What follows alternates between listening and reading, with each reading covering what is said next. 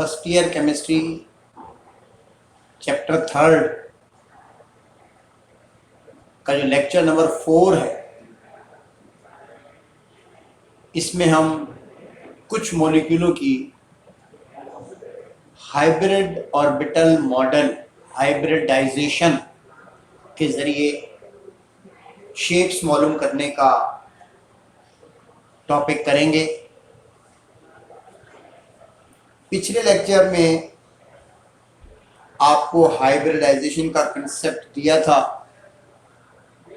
आपको बताया था कि s और p ऑर्बिटल में 3 तरह की हाइब्रिडाइजेशन होती है, sp3, sp2 और sp। आपको बताया था कि sp3 में 1s और 3p ऑर्बिटल हाइब्रिडाइजेशन में हिस्सा लेते हैं और 4 sp3 हाइब्रिडाइज्ड ऑर्बिटल बनते हैं। इस तरह से 1s और 2p मिले तो 3 sp2 बनते हैं, 1s और 1p ऑर्बिटल मिले तो 2 sp हाइब्रिडाइज्ड ऑर्बिटल बनते हैं। sp3 में हमने एक एग्जाम्पल मीथेन की करा भी दी। अगर आपको याद हो, कार्बन की ग्राउंड स्टेट और एक्साइटेड स्टेट में कॉन्फ़िगरेशन लिखी थी और फिर हमने पढ़ा था कि 1s और 3p मिलकर 4 sp3 बने थे। एक मतलब दोबारा बता देता हूँ। एटॉमिक नंबर 6 6 इलेक्ट्रॉन किस तरह भरे जाते हैं, 1s2, 2s2, 2p के जो ऑर्बिटल हैं 2px, 2py और 2pz। आपको याद होगा ये बात हमने की थी ग्राउंड स्टेट की, और एनर्जी हासिल करने के बाद इसका एक इलेक्ट्रॉन 2pz में शिफ्ट हो जाता है। क्यों हो जाता है ये बात भी आपको बताई थी, ताकि ये एक जैसे हो जाएं तो उनकी स्टेबिलिटी बढ़ जाती है। और फिर लिनस पॉलिंग ने ये कहा था कि ये जो ऑर्बिटल होते हैं ये अलग अलग बॉन्ड नहीं बनाते, आपस में पहले मिल जाते हैं, हाइब्रिडाइज हो जाते हैं और मिलने के बाद 4 sp3 ऑर्बिटल बनते हैं, हाइब्रिडाइज्ड ऑर्बिटल बनते हैं। ये हमने एग्जाम्पल मीथेन की। अभी मैं एक एग्जाम्पल आपको अमोनिया की कराता हूं, NH3। नाइट्रोजन आप जानते हैं एटॉमिक नंबर 7 7 इलेक्ट्रॉन कैसे भरे जाएंगे, 1s2, 2s2, 2px, 2py और 2pz। एक एक भरेंगे, 2 2 4 5 6 7। अब आप देखिए, जैसे हम कार्बन में कह रहे थे कि इलेक्ट्रॉन ने यहां से यहां जंप किया, इसमें ऐसा नहीं होगा। क्यों नहीं होगा? क्योंकि ये ऑलरेडी पहले ही इक्वली फिल्ड है, पहले ही स्टेबल है। यानी ये इसकी ग्राउंड स्टेट होगी, ये इसकी एक्साइटेड स्टेट होगी। 3 हाइड्रोजन है, हर हाइड्रोजन का एटॉमिक नंबर 1 है, यानी एक इलेक्ट्रॉन है जो उसके 1s ऑर्बिटल में मौजूद है। तो होना तो ये चाहिए कि किससे मिल जाए, किससे मिल जाए, किससे मिल जाए, ओवरलैप हो जाए। लेकिन आपको मैंने बताया था कि ऐसा नहीं होता। ये लिनस पॉलिंग ने कहा था, क्या कहा था कि एक ऑर्बिट के, ये सारा ऑर्बिट एक ही है, इसके मुख्तलिफ एनर्जी के, इनकी एनर्जी अलग अलग होती है। आपको मालूम है s की कम होती है, p की ज्यादा होती है। एक ऑर्बिट के डिफरेंट एनर्जी और डिफरेंट शेप के ऑर्बिटल आपस में मिल जाते हैं। मिलने के बाद बनाते हैं हाइब्रिडाइज्ड ऑर्बिटल। तादाद के लिहाज से उतने ही होंगे, 1s और 3p मिले, इसमें भी 4 sp3 बनेंगे। अच्छा, अब आप देखें मीथेन के और अमोनिया के sp3 हाइब्रिडाइज्ड ऑर्बिटल में फर्क क्या नजर आ रहा है आपको? आपको क्या फर्क नजर आ रहा है कि मीथेन में जो 4 sp3 बनेंगे, चारों की एनर्जी सेम होगी, चारों की शेप भी सेम होगी, चारों का साइज भी सेम होगा। लेकिन अमोनिया में क्या नजर आ रहा है? अमोनिया में नजर आ रहा है कि 4 sp3 जो बनेंगे उनमें से 3 ऐसे होंगे जो बॉन्ड बनाएंगे। ये बात मैं आपसे कई मरतबा कह चुका हूं कि हाइब्रिडाइज होने के बाद वो px या py या pz नहीं कहलाएंगे, वो sp3 कहलाएंगे। sp3 hybridised orbital. तो इनमें से 3 तो बॉन्ड बनाएंगे, ये जो 4 sp3 बने इनमें से 3 तो बॉन्ड बनाएंगे, और एक ऐसा होगा जो बॉन्ड नहीं बनाएगा, उसके पास ये लोन पेयर। यानी ये जो लोन पेयर वाला ऑर्बिटल है ये हाइब्रिडाइजेशन में तो हिस्सा लेगा, बॉन्डिंग में नहीं लेगा। हाइब्रिडाइजेशन में हिस्सा लेगा, बॉन्डिंग में नहीं लेगा। तो एक ऑर्बिटल sp3 ऐसा होगा जिसके पास पूरा पेयर होगा, इलेक्ट्रॉन पेयर होगा, उसे कहते हैं लोन पेयर। कई मरतबा कह दिया कि वो जो लोन पेयर है वो s का नहीं कहलाएगा वो sp3 का ही कहलाएगा, वो sp3 का ही। मिलने के बाद ना वो s रहता है, ना px, ना py, ना pz, हाइब्रिडाइज। तो उसमें से एक ऐसा है जो बॉन्ड नहीं बनाएगा, पूरा पेयर होगा उसके पास। अच्छा, मीथेन में क्या हो रहा था? 4 sp3 बन रहे थे, चारों बॉन्ड बना रहे थे हाइड्रोजन के साथ। इसमें से 3 बॉन्ड बनाएंगे और एक बॉन्ड कहलाएंगे sp3 और एक बॉन्ड नहीं बनाएगा। अच्छा, जो बॉन्ड नहीं बनाएगा उसको कहते हैं लोन पेयर वाला ऑर्बिटल। अच्छा, जो लोन पेयर वाला ऑर्बिटल होगा क्योंकि वो बॉन्ड नहीं बनाएगा तो एक न्यूक्लियस से अट्रैक्ट होगा,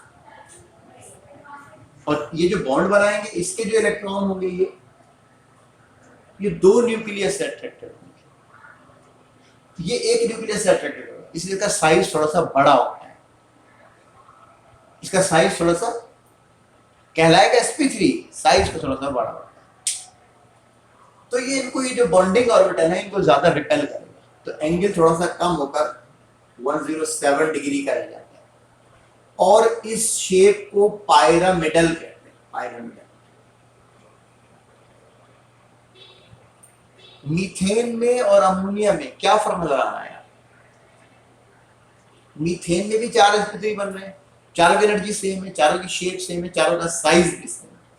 अमोनिया में जो कि 4 बन रहे हैं sp3, चारों की एनर्जी सेम है, चारों की शेप सेम है, लेकिन चारों का साइज सेम नहीं है, क्योंकि एक जो लोन पेयर वाला ऑर्बिटल है उसका साइज थोड़ा सा बड़ा होता है, तो इसलिए इसको ज्यादा रिपेल करता है। एंगल जो इनमें एंगल 109 डिग्री और 28 मिनट का होता है वो थोड़ा कम होकर 107 डिग्री का रह जाता है, और इस शेप को पायरामिडल कहते हैं। अच्छा, जब यही बात आप वाटर में देखेंगे, central atom oxygen, atomic number 8 electron कैसे बनेंगे? 1s2, 2s2, 2px, 2py और 2pz, 5, 6, 7, 8। 2 हाइड्रोजन है जिनका एटॉमिक नंबर 1 है, एक इलेक्ट्रॉन है, 1s ऑर्बिटल। होना तो ये चाहिए कि एक इससे मिल जाए, पी से एक इससे मिल जाए, लेकिन आप लिनस पॉलिंग ने कहा कि नहीं, ऐसे अलग अलग बॉन्ड नहीं बना, ये सब आपस में पहले मिल जाएंगे, एक ऑर्बिट के सारे ऑर्बिटल 4 sp3 बनेंगे। लेकिन आप देख क्या रहे हैं? आप देख ही रहे हैं कि 4 sp3 में से 2 ऐसे हैं जो बॉन्ड बनाएंगे और 2 ऐसे हैं जो बॉन्ड नहीं बनाएंगे, लोन पेयर। वो कहलाएंगे sp3, मिल जाएंगे तो sp3, चारों sp3 बनेंगे। लेकिन फर्क क्या नजर आ रहा है आपको कि 2 ऐसे होंगे जो लोन, उनका साइज जरा सा बड़ा होगा,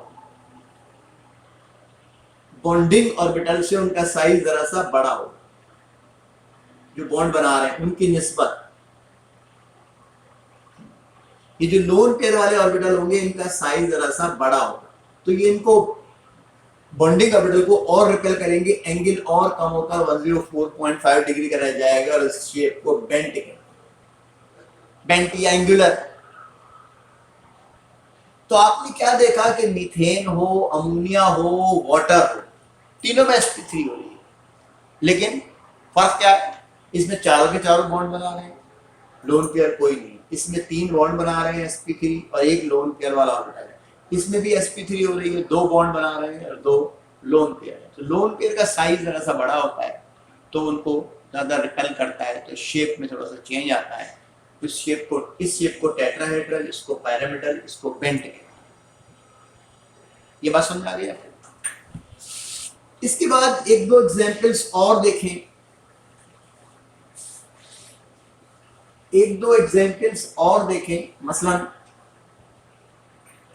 मसलन आप एक एग्जांपल देखें BF3 की। BF3 boron, atomic number 5, 5 electron कैसे भरते हैं, 1s2 2s2 2px1, 5 electron py0, ये कहलाती है ग्राउंड स्टेट। और एनर्जी हासिल करने के बाद इसका एक इलेक्ट्रॉन यहां से यहां जंप कर जाएगा। क्यों जंप कर जाएगा? ताकि वो एक जैसे हो जाए। अच्छा, अभी इसमें 2pz हम लिख ही नहीं रहे। क्यों नहीं लिख रहे? क्योंकि इलेक्ट्रॉन ही नहीं है जो जंप कर सके, और जो इलेक्ट्रॉन ही ना हो तो वो हाइब्रिडाइजेशन में हिस्सा नहीं लेगा। और आप कहेंगे यहां से जंप कर जाए, यहां से भी नहीं कर सकता क्योंकि ऑर्बिट ही अलग है। ये सारे काम आखिरी ऑर्बिट के ऑर्बिटल में होते हैं, यहां से इलेक्ट्रॉन जंप नहीं करेगा। और जैसा कि मैंने आपसे कहा कि इसमें pz लिखने की जरूरत ही नहीं, वो इलेक्ट्रॉन ही नहीं है, वो हाइब्रिडाइजेशन में भी हिस्सा नहीं लेगा। तो आपको क्या नजर आ रहा है कि इसमें कौन सी हाइब्रिडाइजेशन हो रही है? एक S और 2p मिले 3 बने sp2। और sp2 की शेप आप जानते हैं कैसी होती है? ट्राइगोनल। sp2 की शेप ट्राइगोनल होती है, ऑर्बिटल के दरमियान एंगल 120 डिग्री का होता है। फिर तीनों एक एक करके फ्लोरीन के साथ सिग्मा बॉन्ड बना देते हैं sp2 में। ये बात समझ आ गई? एक एग्जांपल आप देखिए BeCl2 की, beryllium, atomic number 4, 1s2 2s2, 2px में कोई इलेक्ट्रॉन नहीं है, फिर यहां से एक इलेक्ट्रॉन यहां जंप कर जाएगा तो 2s1 और 2px1। तो क्या नजर आ रहा है? अरे इधर y और z लिखने की जरूरत ही नहीं है। क्यों नहीं है जरूरत? क्योंकि इलेक्ट्रॉन ही नहीं है। और ये बात मैंने बता दी कि यहां से नहीं करता है।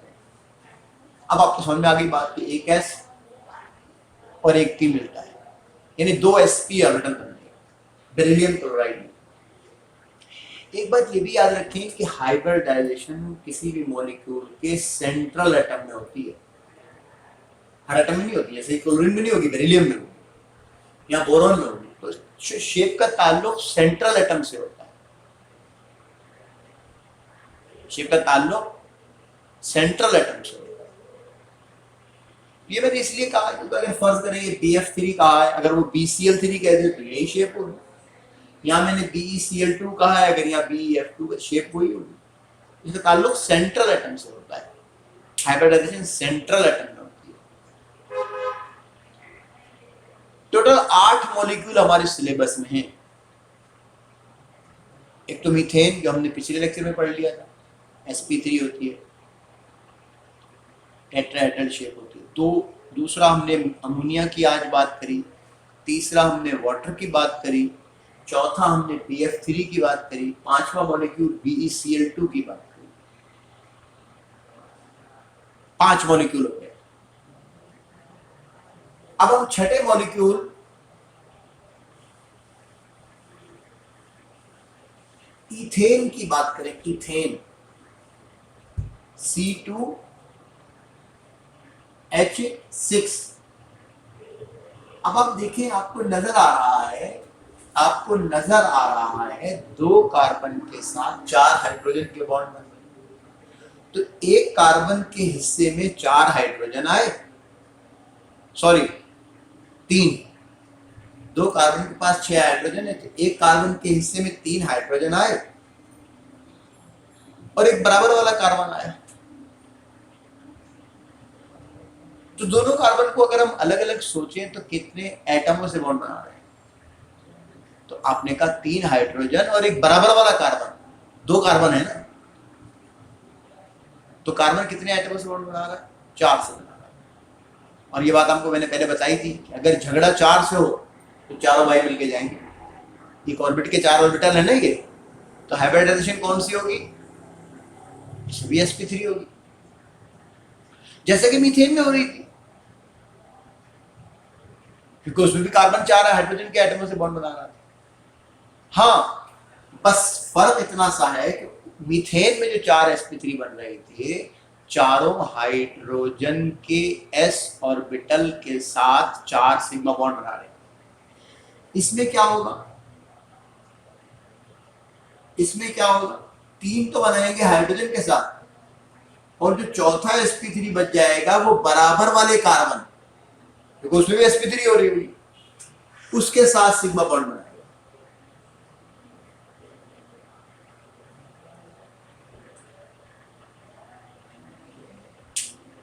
जैसे मीथेन में हो रही थी। ये बात क्लियर होगी?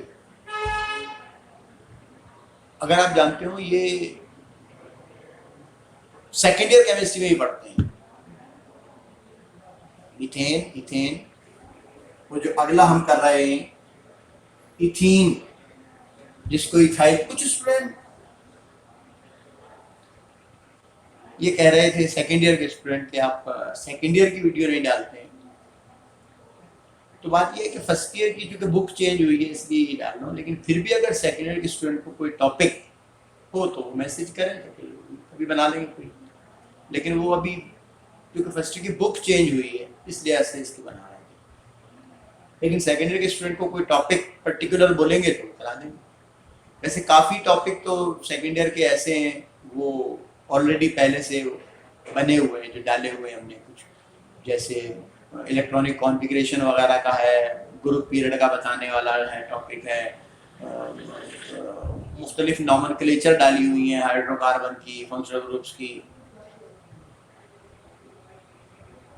सेकेंड ईयर में चैप्टर 5 में जो कॉम्प्लेक्सेस की नॉमेनक्लेचर है वो लेक्चर डाला हुआ है। फिर भी कोई टॉपिक अगर सेकेंड ईयर के स्टूडेंट को कोई नीड हो तो वो मैसेज में डालें, तो फिर मैं सेकेंड ईयर का भी कोई किट से बना दें। ये मैंने कहा कि ये जो है ये शेप सेकेंड ईयर में भी है। अगली एग्जांपल हम करते हैं C2H4, जिसे इथीन या इथाइलिन भी कहते हैं। तो आप क्या देख रहे हैं? 2 कार्बन 4 हाइड्रोजन, एक कार्बन के हिस्से में आए 2 हाइड्रोजन, एक कार्बन के हिस्से में आए 2 हाइड्रोजन और एक बराबर वाला कार्बन, यानी कार्बन कितने एटमों से बॉन्ड बना हुआ है? आपने कहा 3 एटमों से, यानी 3 लोगों से झगड़ा है तो 3 ही ऑर्बिटल मिलेंगे। तो फिर यानी एक S और 2 P मिलेंगे। इस P को छोड़ देंगे, इसे कहेंगे अनहाइब्रिडाइज्ड पेयर। इसका मतलब इथीन में sp2 हाइब्रिडाइजेशन होगी। sp2 में क्या होता है? एक S और 2 P ऑर्बिटल मिलते हैं, 3 बनते हैं sp2 हाइब्रिडाइज्ड ऑर्बिटल। और इनकी शेप आपको भी बताया था ट्रायंगुलर होती है, एंगल 120 का होता है। 3 में से 2 तो हाइड्रोजन से बॉन्ड बना लेंगे और जो तीसरा sp2 होगा वो बराबर वाले कार्बन के साथ कि sp2 हाइब्रिडाइज्ड ऑर्बिटल के साथ सिग्मा बॉन्ड बनेगा इथीन में। अच्छा, एक S और 2 P मिल गए तो एक P बच गया जिसने हाइब्रिडाइजेशन में हिस्सा नहीं है, उसे कहते हैं अनहाइब्रिडाइज्ड पेयर, जो कि उसके प्लेन के परपेंडिकुलर होगा। ये ऐसे साइड टू साइड ओवरलैपिंग करके पाई बॉन्ड बनाएंगे। अगर हम बात करें इथाइन की, C2H2 जिसे एसिटाइलिन भी कहते हैं, तो 2 कार्बन 2 हाइड्रोजन, तो एक कार्बन के हिस्से में आया एक हाइड्रोजन और एक बराबर बराबर वाला कार्बन, तो दोनों कार्बन को अलग अलग सोचे कितने एटमों से बॉन्ड बना रहे हैं, 2 एटमों से बॉन्ड बना रहे हैं। तो फिर ऐसी सूरत में क्या होगा कि बस ये एक S और एक P मिलेगा और 2 बनेंगे sp हाइब्रिडाइज्ड, और 2 बच जाएंगे, इन्हें कहेंगे अनहाइब्रिडाइज्ड। और sp की शेप कैसी होती है, ये आपने पढ़ी हुई है कि ये शेप लीनियर होती है। इसमें एक तो बनाएगा हाइड्रोजन के साथ और दूसरा बराबर वाले कार्बन के sp ऑर्बिटल के साथ सिग्मा बॉन्ड बनाएगा, और 2 p बच जाएंगे जो कि अनहाइब्रिडाइज्ड होंगे, और वो दोनों एक दूसरे के परपेंडिकुलर होंगे और वो साइड टू साइड ओवरलैपिंग करके 2 पाई बॉन्ड बनाएंगे। और यूं हमारे ये 8 मॉलिक्यूल कंप्लीट हुए। शेप्स ऑफ मॉलिक्यूल का टॉपिक हमने शुरू किया था पिछले लेक्चर में। आपको बताया था कि 8 मॉलिक्यूल हमारे सिलेबस में, methane, ammonia, water, BF3, BeCl2, और यह भी हमने किए C2H6, C2H4 और C2H2। ये 8 हमारे सिलेबस, इन 8 की आप करें। इनमें से 8 में से जो 4 है ये तो सेकेंडरी में भी है, मीथेन, इथेन, इथीन और इथाइन, ये सेकेंडरी में भी है। तो ये हमारा टॉपिक हुआ कंप्लीट। आप ये बात जानते हैं कि फर्स्ट ईयर केमिस्ट्री के चैप्टर नंबर 3 में टोटल 4 टॉपिक है, 5 बल्कि कहने, एक और भी है। उसमें पहला पढ़ा था VBT, जिसके तहत सिग्मा और पाई बॉन्ड की बात की थी। दूसरा पढ़ा था MOT, जिसके जरिए मॉलिक्यूलर ऑर्बिटल कॉन्फ़िगरेशन की बात की थी। तीसरा टॉपिक शुरू किया था हाइब्रिडाइजेशन, जो शेप मालूम करने का तरीका है वो इसमें भी है। शेप मालूम करने का तरीका